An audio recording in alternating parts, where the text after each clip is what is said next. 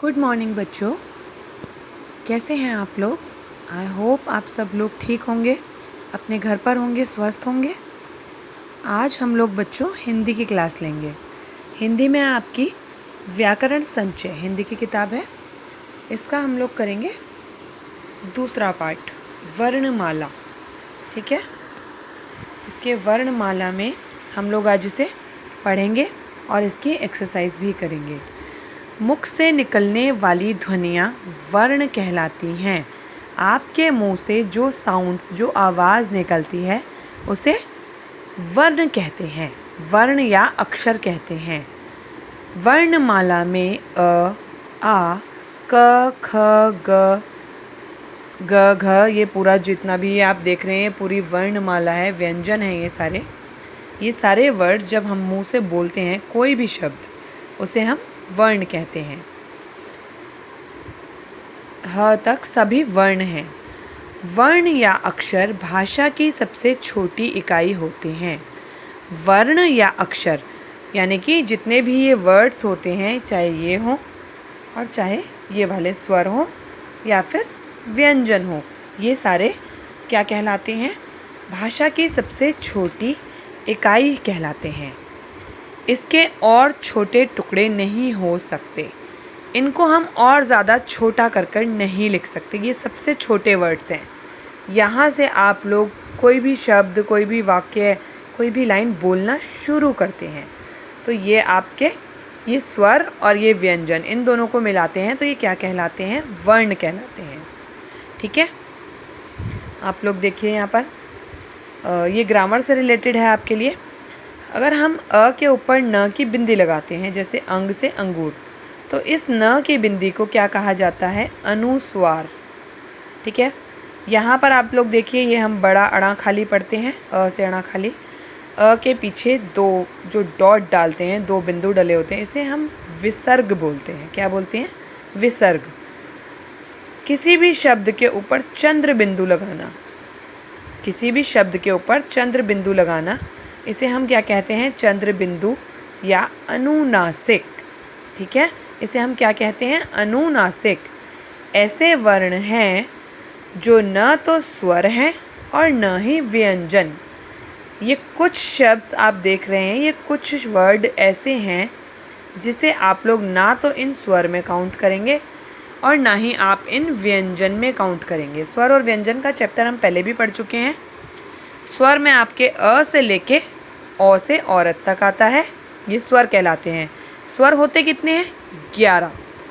11 स्वर होते हैं और बाकी के जो शब्द होते हैं क से लेकर ह तक, ये व्यंजन कहलाते हैं। और ये कितने होते हैं? 33 व्यंजन होते हैं। कुछ शब्द ऐसे भी हैं जो व्यंजन में काउंट नहीं होते हैं, जैसे कि ड़ और ड। ऐसे वर्ण हैं जो व्यंजन में शामिल नहीं किए जाते। और कुछ ऐसे वर्ड भी हैं जो जिन्हें संयुक्त व्यंजन कहा जाता है। जैसे आप लोग देखिए, ये लिखा हुआ है श से क्षत्रिय, त्र से त्रिशूल, ज्ञ से ज्ञानी, श्र से श्रवण। तो ये कुछ वर्ड ऐसे हैं जो दो अक्षर के मेल से बनते हैं। ठीक है, जैसे ये लिखा हुआ है श, इसको हम बनाएंगे क प्लस श। ये मैं आपको कॉपी में एक बार लिखकर भी सेंड कर दूंगी। ये ऐसे शब्द हैं जो दो अक्षरों को आपस में जोड़कर बनता है। ठीक है, तो ये व्यंजन में व्यंजन में गिने नहीं जाते हैं। ये कुछ ऐसे वर्ड हैं, इन्हें कहा क्या जाता है? संयुक्त व्यंजन। 1 2 3 4, इन चारों को क्या कहा जाता है? संयुक्त व्यंजन। ठीक है बच्चों, अब हम इसकी एक्सरसाइज करेंगे। भाषा की सबसे छोटी ध्वनि क्या कहलाती है? अभी हमने पीछे पढ़ा था वर्ण, या इसे हम अक्षर भी कह सकते हैं। भाषा की सबसे छोटी ध्वनि क्या कहलाती है? वर्ण। वर्ण के कितने रूप होते हैं? 2 रूप होते हैं। वर्ण के 2 रूप होते हैं, स्वर और व्यंजन। हिंदी भाषा में कितने स्वर वर्ण होते हैं? अभी मैंने आपको पीछे दिखाया था। स्वर कितने होते हैं? 11। और व्यंजन कितने होते हैं? व्यंजन होते हैं 33 और स्वर कितने होते हैं? 11। तो हम 11 पे टिक करेंगे। यहाँ आप लोग देखिए, ये आप लोगों को एक एक्टिविटी दी गई है। चित्रों को पहचानकर उनका पहला अक्षर लिखिए। यहाँ मैंने सब फिल कर रखा है, आप देख सकते हैं।